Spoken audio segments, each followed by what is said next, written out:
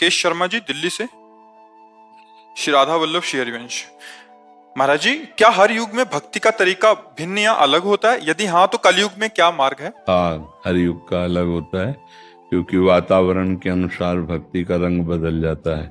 जैसे सतयुग में सब ध्यान प्रधान थे, चित्त वृत्ति का निरोध करके परमात्मा स्वरूप में स्थित होना। फिर त्रेता में सेवा विस्तार, भगवत पूजा विस्तार, यज्ञ विस्तार आदि का। द्वापर में भगवत कथा, भगवत सेवा इनका। लेकिन कलयुग में केवल नाम कीर्तन, नाम जप, भगवत चर्चा कथन, भगवत चर्चा श्रवण, इतना ही साधन रह गया। न यज्ञ हो सकता है, जैसे त्रेता आदि में यज्ञ के द्वारा, द्वापर में पूजा ध्यान आदि के। अब यज्ञ नहीं हो सकता है, क्योंकि जो यज्ञ विध्वंसक वस्तुएं थी वो सब पहले से मिली हुई हैं। आपको शुद्ध घी मिलना सैकड़ों किलो असंभव है, क्योंकि अगर पहले था यज्ञ विध्वंस करने के लिए थोड़ा सा चर्बी आदि मिला दी जाए तो यो यज्ञ नष्ट हो जाती थी, उसे विध्वंस कर माना जाता था। अपवित्र पदार्थ मिला दिया जाए तो विध्वंस। अब आजकल आप कहीं भी घी खरीद लें, 100 टीन खरीद लें, तो वो अशुद्ध मिल सकता है। तो यज्ञ आदि तो असंभव सा हो गया है।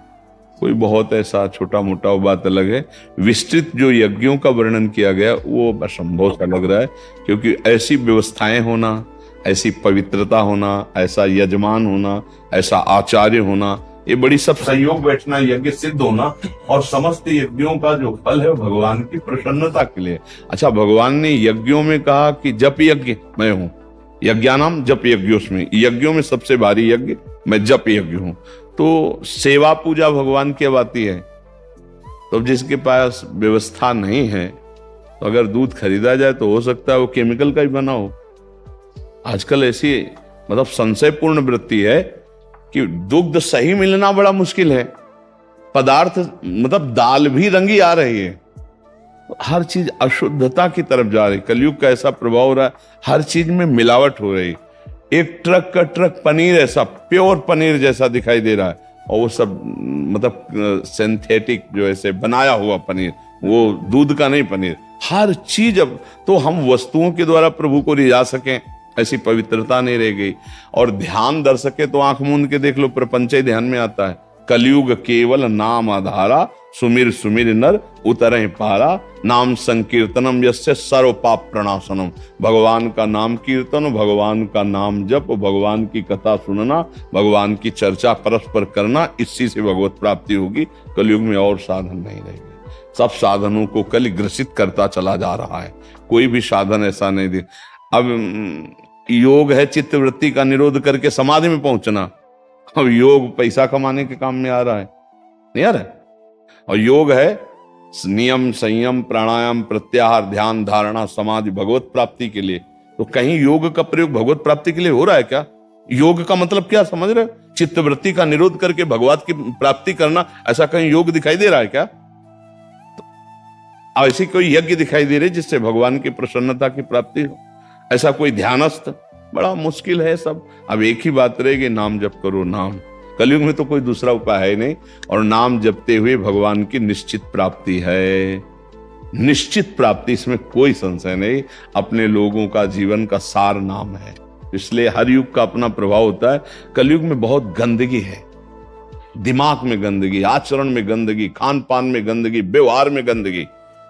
मित्र मित्र का गला काटने में बिल्कुल हिचक नहीं रहा, मित्र मित्र का नाश करने में हिचक नहीं रहा, पति पत्नी में विश्वास नहीं, माता पिता पुत्र में परस्पर संबंध सही नहीं, पुत्र मार रहा है माता पिता को, माता पिता गली गली भटक रहे हैं भूख प्यास। कलयुग का देखो ना, दरिद्र विचार, उसका अपवित्र विचार। हमारे विचार अपवित्र, हमारा दिमाग अपवित्र, हमारे आचरण अपवित्र, हमारा भोजन अपवित्र, हमारा व्यवहार अपवित्र।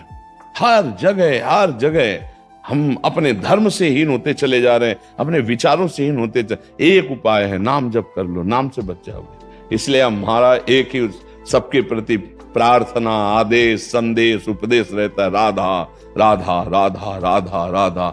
नाम जप करो, आचरण पवित्र रखो, तुम्हें भगवत प्राप्ति हो जाएगी। जब नारायण बुलाया अपने पुत्र को, उसे भगवत प्राप्ति हो गई। तो हम हर एकांतिक में समझाते हैं, तुम राधा राधा कहोगे जानबूझ के, तुम्हें भगवत प्राप्ति नहीं होगी। तुम राम राम कहोगे, कृष्ण कृष्ण कहोगे, नारायण नारायण कहोगे, तुम्हें भगवत प्राप्ति नहीं हो जाएगी? पक्का हो जाएगी। इसलिए खूब नाम जप करो।